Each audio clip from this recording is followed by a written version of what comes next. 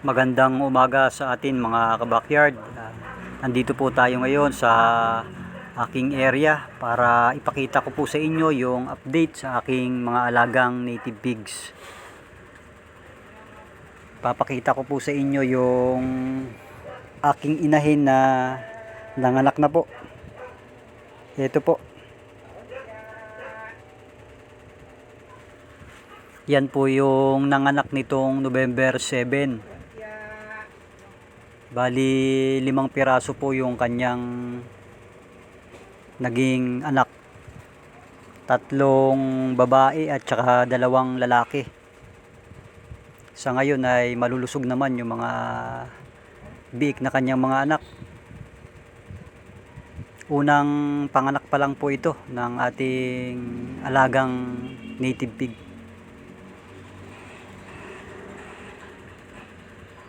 Yan naman yung kulay itim na medyo malaki na, tsaka yung brown na makikita nyo dyan ay yan po yung binili ko. 3 months old na po yan. Parehas babae. Future breeder din po natin yan. Yan yung itim. Ito naman yung brown. Magkapatid po yan sila. 3 months old na.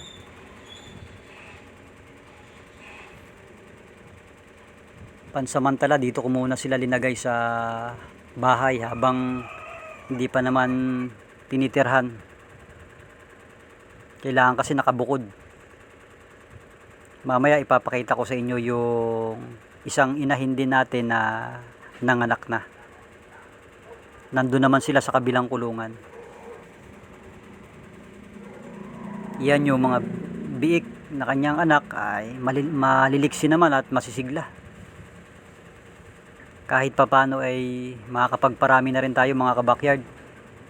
Nakikita na natin yung mga kahit papano ay yung paghihirap natin ay may naibubunga na rin.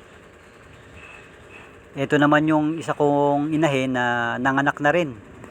Itong November 11 naman siya nanganak. Yan o. Malaki pa rin yung tiyan niya hanggang ngayon.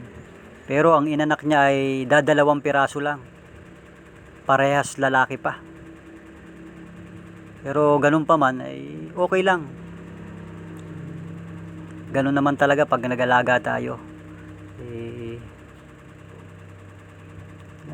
Pasasaan pa kahit papano ay dadami rin yan. Yan po yung 2 kanyang anak. Itong November 11 lang po yan ng anak. Mas malalaki yung kanyang anak kumpara dun sa isang inahin na ng anak.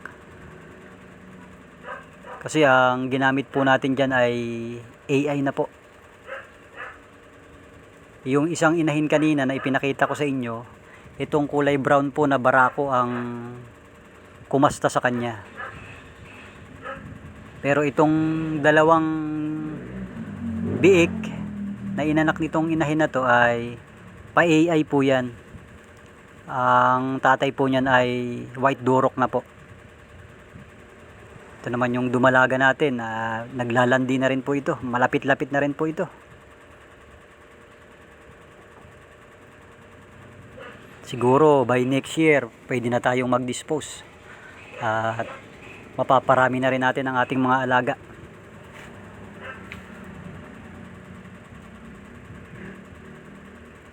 Sa ngayon ay tiis-tiis lang muna. Pero kahit papano naman, masarap na sa pakiramdam bilang isang backyard breeder na nakita natin yung alaga natin na nakapanganak na. Ito, pahapyaw ko sa inyo yung aking area. Yan po. Yung bakod natin sa kabila ay na-wash out nung nakaraang nagdaang bagyo. Yan po. Bumagsak po yan. Mga bulok na rin kasi yung mga poste niya. Pero sa susunod po na pagkakataon, pagka may oras po tayo ay ayusin natin yan. Lalo na dumarami na yung ating mga alaga. Lahat-lahat po ng alaga natin dito ay nasa 13 pieces na po. Kasama na yung mga biik na bagong panganak. Ang babae po rito na native na alaga natin 5 na po sila. Yan po yung future breeder natin. Kaya siguro by next year talagang dadami na yung ating mga alaga.